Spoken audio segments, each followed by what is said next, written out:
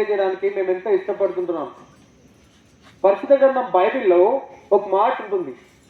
అక్కడ ఏముంటుందంటే, శాంతిని మీకు అనుగ్రహించ వెళ్ళుచున్నాను, నా శాంతినే మీకు అనుగ్రహించ వెళ్ళుచున్నాను, లోకము ఇచ్చినట్లుగా కాదు, మీ హృదయములను కలవరపడనీయకూడదు ఒక మాట ఉంటుంది.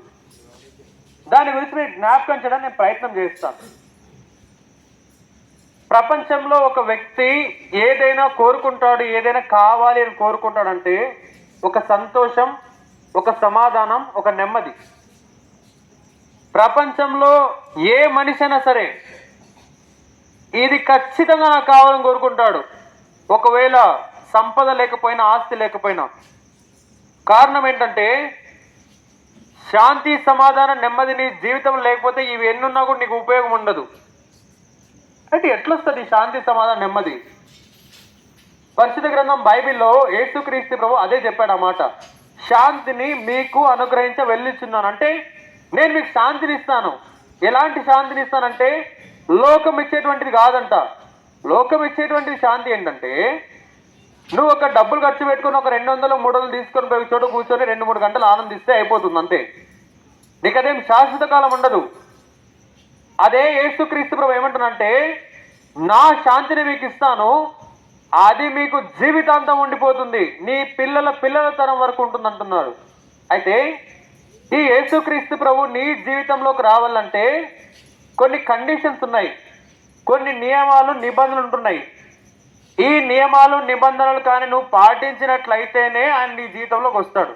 ఉదాహరణకు, నీ జీవితంలో తాగుడు అన్నటువంటిది ఉండకూడదు, అప్పుడే ఆయన నీ జీవితంలోకి ఈ శాంతిని తీసుకొని వస్తాడు. నీ జీవితంలో అన్యాయం, అక్రమం అన్నటువంటిది ఉండకూడదు, అప్పుడే ఆయన నీ జీవితంలోకి వస్తాడు. అప్పుడే ఆయన నీ శాంతిని నీ జీవితంలో తీసుకొని వస్తాడు. నీ జీవితంలో మోసం, దగ, కుట్ర అన్నటువంటివి ఉండకూడదు. నీ జీవితంలో చెడు అలవాట్లు ఉండకూడదు. నీ జీవితంలో పాపం అసలుకే ఉండకూడదు. నేను పాపాన్ని ఎట్లా తీసేసుకోవాలా? మీరు అంటారు కదా పాపం ఎవరు తీయలేరని. దానికే పరిశుద్ధ గ్రంథం బైబిల్లో కూడా ఒక జవాబు ఉంది. యేసు క్రీస్తు ప్రభు యొక్క రక్తంలో ఎటువంటి వ్యక్తి యొక్క పాపమైనా సరే కడగబడుతుంది, ఎటువంటి వ్యక్తి యొక్క దోషమైనా కడగబడుతుంది, ఎటువంటి వ్యక్తి యొక్క అపరాధమైనా సరే క్షమించబడుతుంది. లోకంలో ఏ వ్యక్తి కూడా పాపాన్ని క్షమించుటకు శక్తివంతుడు కాదు, అధికారి కాదు.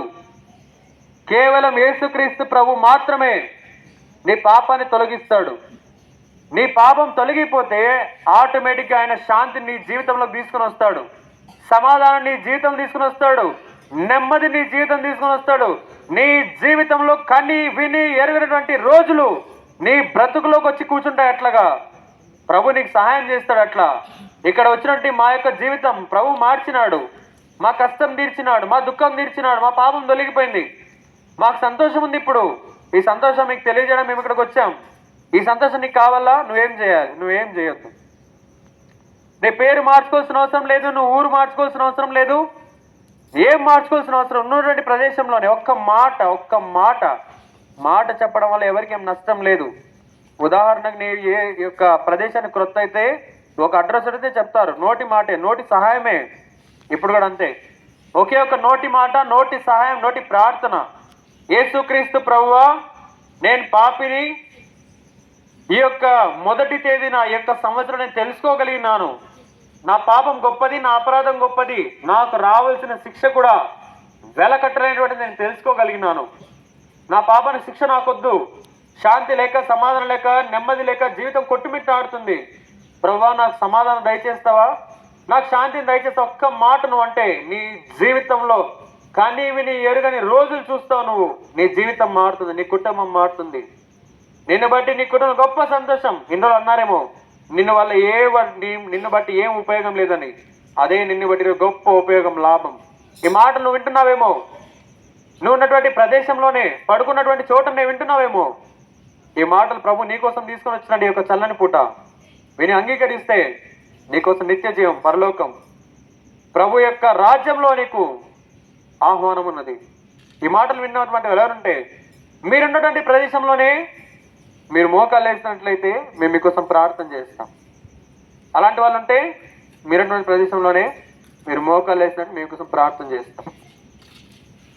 మా ప్రేమ కలిగిన ప్రియ పరలోకపు తండ్రి, జీవం కలిగిన మా గొప్ప దేవ, మా రక్షకుడైన యేసుక్రీస్తు ప్రభునాను మీకు ఎంతో వందనం చెల్లిస్తుంటున్నాము. ఈ యొక్క ఉదయకాలంలో ప్రభావ మీరు ఈ తాండ్రపాడు గ్రామానికి జ్ఞాపకం చేసుకొని మా యొక్క ప్రియుల ఇంటి దగ్గర ప్రభావ మీరు సువార్త తీసుకుని వచ్చినారు. ఎక్కడికో పోకుండా ఇంటి వద్దకే రక్షణ వచ్చింది ప్రభావ. మా ప్రియులు కొంతమంది వాక్యం విన్నారు, వాళ్ళని బట్టి వందనములు. వాళ్ళ తీర్మానం అంగీకరించండి. వాళ్ళ పాప క్షమాపణ, మారు మనసు మీరు దయచేయండి. ఈ యొక్క ప్రొసెషన్ ని కూడా మీరు దీవించండి.